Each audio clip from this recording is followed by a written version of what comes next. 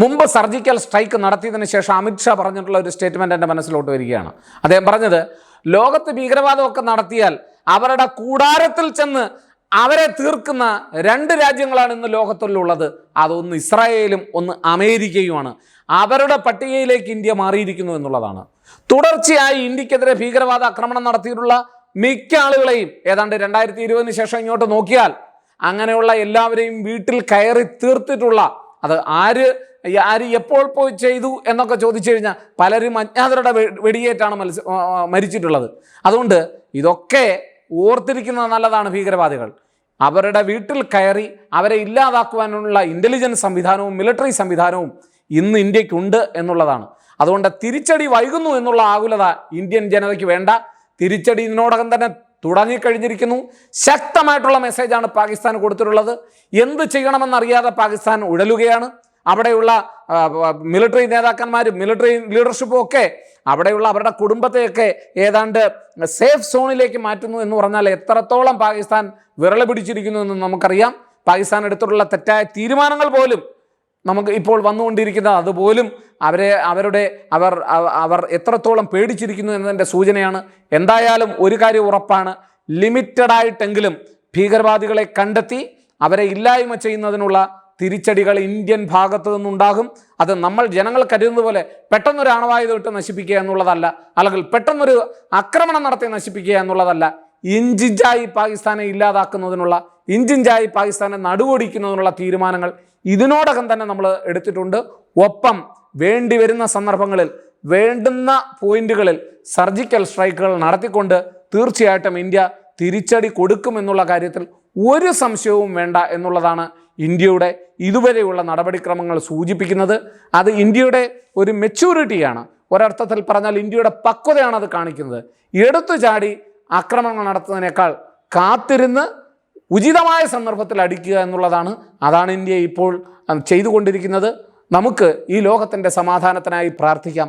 ഒപ്പം ഇന്ത്യൻ മണ്ണിൽ ചോരകൾ വീഴ്ത്തിയ ഓരോരുത്തരും കരുതിയിരുന്നുള്ളൂ, നിങ്ങളുടെ മണ്ണിലേക്ക് ഇന്ത്യൻ സൈന്യവും ഇന്ത്യയുടെ ഓപ്പറേഷൻസും അധികം വൈകാതെ ഉണ്ടാകും എന്നുള്ള ഓർമ്മപ്പെടുത്തലുകൾ എല്ലാ ഭാഗത്തു നിന്നും വരുന്നുണ്ട്. ഇന്ത്യ ഇപ്പോൾ കൈക്കൊണ്ടിട്ടുള്ള നടപടികൾ എന്ന് പറയുന്നത് പാകിസ്ഥാനെ സംബന്ധിച്ചിടത്തോളം, ഇപ്പം നമ്മുടെ പാകിസ്ഥാനികളെ വിട്ടുപോവുക എന്ന് പറഞ്ഞു കഴിഞ്ഞാൽ നമുക്കതുകൊണ്ട് നഷ്ടമൊന്നുമില്ല. കാരണം ഉടനെ അവർ റിട്ടാലിയേറ്ററി ആയിട്ട് എന്താ പറഞ്ഞത്, അല്ലെങ്കിൽ അവർ ഇന്ത്യക്കെതിരെ പാകിസ്ഥാനിൽ ചില നടപടികൾ പ്രഖ്യാപിച്ചു. എന്താ പറഞ്ഞത്, ഇന്ത്യക്കാർ വിട്ടുപോകണം.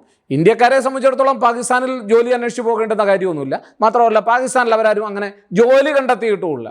അപ്പോൾ ആരുടെയെങ്കിലും ഒക്കെ ബന്ധുക്കളുണ്ടെങ്കിൽ അവർ മടങ്ങി വരിക എന്നുള്ള ഒരു കാര്യം മാത്രമേ ഉള്ളൂ. പക്ഷേ പാകിസ്ഥാനിൽ നിന്ന് ഇവിടേക്ക് വന്നിട്ടുള്ളവർ പലരും അങ്ങനെ അല്ല എന്ന് നമ്മൾ ആലോചിക്കണം. അതുകൊണ്ട് തന്നെ അത് ഇന്ത്യയെ സംബന്ധിച്ചിടത്തോളം വലിയ പ്രശ്നമുള്ള ഒരു കാര്യമല്ല. പിന്നെ നയതന്ത്രപരമായ അവരുടെ ഉദ്യോഗസ്ഥരെ തിരിച്ചു വിളിക്കാനുള്ള അവകാശം അവർക്കുണ്ട്. ഇന്ത്യക്ക് വേണ്ട എന്ന് പറഞ്ഞ സ്ഥിതിക്ക് പിന്നെ അവരുടെ നയതന്ത്ര ഉദ്യോഗസ്ഥർ അവരെ കാറ്റും കൊണ്ട് പൊടിയും അടിച്ചിരിക്കേണ്ട കാര്യമില്ല, അവർക്ക് തിരിച്ചു വിളിക്കാം. ഇനിയിപ്പോൾ ഏറ്റവും രസകരമായ ഒരു കാര്യം, ഈ സിംല കരാറിൽ നിന്ന് മാറിയത് കൊണ്ട് എന്ത് പ്രത്യാഘാതം ഉണ്ടാകും എന്ന് നമ്മൾ ആലോചിക്കുക. സിംല കരാറിൽ എന്താ പറഞ്ഞിരിക്കുന്നത്, 1971 ഇന്ത്യ പാകിസ്ഥാൻ യുദ്ധത്തിന് ശേഷം നമ്മൾ പിടിച്ചെടുത്ത കുറേ പ്രദേശങ്ങൾ നമ്മുടെ ഒരു മാനുഷിക പരിഗണന വെച്ച് വിട്ടുകൊടുത്തു. അതുപോലെ തന്നെ കുറേ പട്ടാളക്കാരെ, അങ്ങോട്ടും ഇങ്ങോട്ടും പിടിച്ച പട്ടാളക്കാരെ സമാധാനപൂർവ്വം നമ്മൾ എക്സ്ചേഞ്ച് ചെയ്തു. അതുകൂടാതെ അതിർത്തി പ്രദേശത്ത് ഷെല്ലാക്രമണങ്ങളോ അല്ലാതെയുള്ള പട്രോളിങ്ങോ ഒക്കെ നടത്തുന്നതിൽ നിന്ന് നമ്മൾ പിന്മാറണം എന്നുള്ള തീരുമാനങ്ങളാണ് ഇരു രാജ്യങ്ങളും കൈക്കൊണ്ടത്. മാത്രമല്ല പാക് ഓക്കുപൈഡ് നിയന്ത്രണ രേഖയിൽ 2 രാജ്യങ്ങൾ സംയമനം പാലിക്കുക, പ്രശ്നങ്ങളൊന്നും ഉണ്ടാക്കരുത്. ഇതൊക്കെയാണ് അതിൻ്റെ അന്തസത്ത എന്ന് പറയുന്നത്. 2-3 പേജ് മാത്രമേ ഈ സിംല എഗ്രിമെൻ്റ് ഉള്ളൂ. പക്ഷേ ഇപ്പോൾ പാകിസ്ഥാൻ പറഞ്ഞാൽ ഞങ്ങൾ അതിൽ നിന്ന് പിന്മാറുന്നു. ശരി, പാകിസ്ഥാൻ നിയന്ത്രണ നമ്മൾ ഇന്ത്യക്കും പാകിസ്ഥാനും ഇടയിലുള്ള യഥാർത്ഥത്തിലുള്ള തർക്ക പ്രദേശങ്ങളിൽ നിന്ന് പലപ്പോഴും ഇനി ഞങ്ങൾ സമാധാനം കാക്ഷിക്കുന്നില്ല എന്ന് പറഞ്ഞാൽ അതുകൊണ്ട് ഇന്ത്യക്ക് വല്ല നഷ്ടം ഉണ്ടാകുന്നുണ്ടോ? ഇന്ത്യക്ക് നഷ്ടമൊന്നും ഉണ്ടാകുന്നില്ല. മാത്രമല്ല ഇന്ത്യക്ക് പൂർണ്ണ സ്വാതന്ത്ര്യം കിട്ടുകയാണ്. ഈ പശ്ചാത്തലത്തിൽ പാകിസ്ഥാനിലെ ഏത് പ്രദേശത്ത് കടന്നു കയറി ആക്രമണം നടത്തുന്നതിന് ഇനി ഈ കരാർ ഒരു വിഘാതമാവുകയില്ല എന്ന് നമ്മൾ ആലോചിക്കണം. പാകിസ്ഥാനും അങ്ങനെ തന്നെയാണ്. അപ്പം അതുകൊണ്ട് തന്നെ മേധാവിത്വമുള്ള സൈനിക ശക്തിയിലും ഒക്കെ സാമ്പത്തിക ശക്തിയുമായിട്ടൊക്കെ പാകിസ്ഥാന് മുകളിൽ ആധിപത്യമുള്ള ഇന്ത്യയെ സംബന്ധിച്ചിടത്തോളം ഇത് ഇന്ത്യക്ക് അനുകൂലമായി മാത്രമേ മാറുകയുള്ളൂ എന്നുള്ളതാണ് ഏറ്റവും രസകരമായ കാര്യം. മാത്രമല്ല ഇനിയിപ്പോൾ തർക്കപ്രദേശമായിട്ടുള്ള സ്ഥലത്ത് ഈ ലൈൻ ഓഫ് കൺട്രോൾ എന്ന് പറയുന്നത്, ഇന്ത്യക്ക് നിയന്ത്രണ രേഖ എന്ന് പറയുന്നത് ഇന്ത്യക്ക് പാലിക്കേണ്ട ആവശ്യം വരുന്നില്ല എന്നുള്ളതാണ്. പാകിസ്ഥാനെ സംബന്ധിച്ചിടത്തോളം അങ്ങനെയാണ്. പക്ഷേ അത് കൂടുതൽ അഡ്വാൻറ്റേജായി മാറുക ഒരു തർക്ക സമയത്ത് ഇന്ത്യക്കാണ് എന്നുള്ള കാര്യവും ഓർത്തിരിക്കുന്നത് നല്ലതാണ്.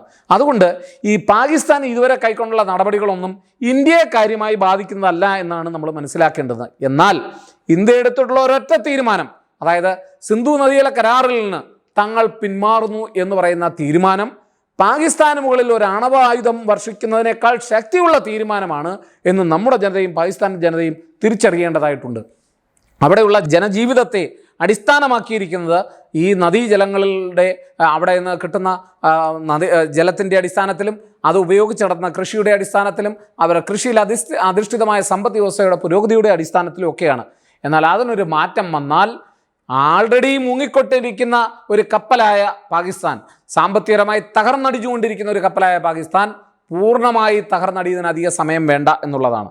അതുകൊണ്ട് തന്നെ ഇതുവരെ എടുത്തിട്ടുള്ള നയതന്ത്ര നീക്കങ്ങൾ, അതുപോലെ തന്നെ അന്തർദേശീയ രംഗത്ത് പാകിസ്ഥാന് കിട്ടിയിരിക്കുന്ന പാകിസ്ഥാന് സഹായം കിട്ടി കേട്ടോ. എവിടെ നിന്നാണെന്നറിയോ? ഹമാസിൻ്റെ നേതാക്കന്മാർ പാകിസ്ഥാനെ കാണാൻ വന്നിട്ടുണ്ട്. അതൊഴിച്ചാൽ അന്തർദേശീയ രംഗത്ത് നിന്ന് ഈ വിഷയത്തിൽ ഇപ്പോൾ പാകിസ്ഥാൻ ലഭിച്ചുകൊണ്ടിരിക്കുന്ന സഹായങ്ങൾ തുലവും തുച്ഛമാണ്.